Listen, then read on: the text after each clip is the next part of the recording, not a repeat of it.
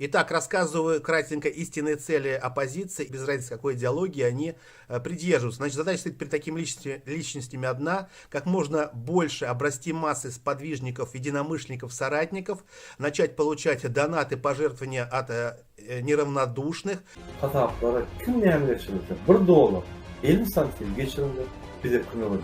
Telefon çalışmak için menin katı bir mümkünçülüğüm yok. Onun için meni finansiyada gerek.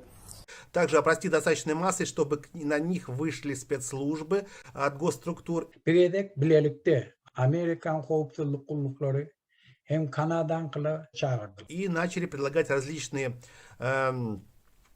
соглашения, да, привлекательные, да, то есть, чтобы они свою аудиторию вели по правильному курсу, да, нужным госструктурам. И, конечно же, как бы не выходили за рамки, которые, ну, неприемлемы для управленцев, да, нами.